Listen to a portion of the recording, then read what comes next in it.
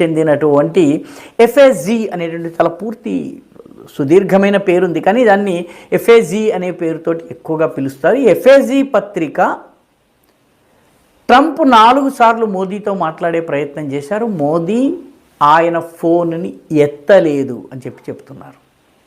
ఆ పత్రిక చెప్పింది దీన్ని అమెరికా కానీ భారతదేశం కానీ అవునని అనలేదు, కానీ కాదు అని ఖండించటం కూడా చేయలేదు. దీని అర్థం ఏంటి? ట్రంప్ ఇప్పుడు డెస్పరేట్గా ఉన్నాడు.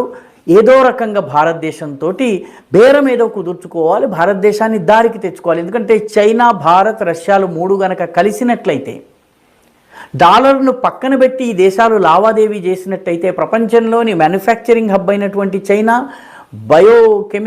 కెమికల్స్, ఫార్మస్యూటికల్స్లో జైంట్ అయినటువంటి సాఫ్ట్వేర్ అప్లికేషన్స్కి సంబంధించి జైంట్ అయినటువంటి భారతదేశం, ఐటీ సర్వీసెస్లో నెంబర్ 1 అయినటువంటి భారతదేశము, అదేవిధంగా రష్యా చమురు ఉన్నటువంటి అతిపెద్ద దేశము, బలమైనటువంటి దేశం, ప్రపంచంలోనే అతి శక్తివంతమైన మిలిటరీల్లో రష్యా కూడా ఒకటి. ఈ 3 గనక కలిస్తే తన గేమ్ అవుట్ అవుతానన్నది ట్రంప్కి తెలుసు. ఇప్పుడు ట్రంప్ సాధించగలిగేది లేదు. అమెరికాలో నిరుత్సాహం పెరుగుతోంది. రెండవది, ఇంత మటుకు ఒక్క ఘన విజయం కూడా పాకిస్తాన్ యుద్ధం కానీ ఇంకోటి కానీ సాధించలేదు.